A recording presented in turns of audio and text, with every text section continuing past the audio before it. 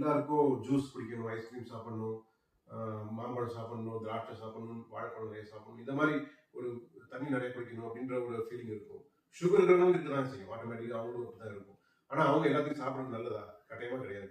இப்போ என்ன பண்ணலாம் அவங்க தாகத்துக்கு அப்படின்னா, வெட்டி வேர் சந்தனம் போட்டு தண்ணி அதை வந்து காய்ச்சி குடிக்கிறது நல்லது. அதுக்கப்புறம் இந்த நன்னாரி ஜூஸ் தயவுசெய்து மார்க்கெட்டில் வாங்கி சாப்பிடாதீங்க. அதுலேயும் சுகர் சிரப் தான் ஜாஸ்தி இருக்குது. அதனால் நீங்கள் என்ன பண்ணுங்கள், நன்னாரி பொடி கிடைக்கும் சித்த மருந்து கடையில், நாட்டு மருந்து கடையில். அந்த பொடியை வந்து கொஞ்சம் தண்ணியில் போட்டு காய்ச்சியோ டேரெக்டாகவோ நீங்கள் கலந்து குடிக்கலாம். நன்னாரி டிஸ்டிலேட் கூட கிடைக்கும் சில இதில். அதே மாதிரி அதிமதுரம் அதை பானகமாக செஞ்சு குடிக்கலாம். பானகம் எப்படி செய்யறதுன்னா ஒரு சிம்பிள், ஒன்றும் இல்லை. அதிமதுரம் ஒரு ஒரு 1/2 ஸ்பூன் எடுத்துக்கோங்க, 2 கிளாஸ் தண்ணி எடுத்துக்கோங்க, நல்லா சேர்ன் நல்லா மிக்ஸ் பண்ணுங்க. மிக்ஸ் பண்ணிட்டு தேவைப்பட்டால் கொஞ்சோண்டு லைட்டாக பச்சை கருப்பம் போட்டு குடிக்கலாம். இது நல்லது சுகர் பேஷண்ட்டுக்கு. இங்கே ஏன் இதை சொல்கிறோம் அப்படின்னா, எல்லாரும் தாகம் எடுத்தா தண்ணி குடிப்போம். ஆனால் இப்போ எல்லாரும் என்ன பண்ணிட்டு இருக்கோம், தாகம் எடுத்தா ஜூஸ் குடிக்கிறோம், ஐஸ்கிரீம் சாப்பிட்றோம். அதில் வெறும் தாகத்துக்கு வேண்டிய விஷயம் மட்டும் வரல, நம்மளை சூட தணிக்கிற விஷயம் மட்டும் வரல, கலோரியும் சேர்ந்து வந்தது. அதனால சுகர் லெவல் ஜாஸ்தியாகுது. சுகர் பேஷண்ட்டுக்கு இன்னும் பிரச்சனை அதிகமாகும். ஸோ இதெல்லாம் நம்ம மனசில் வச்சுக்கணும். நன்றி.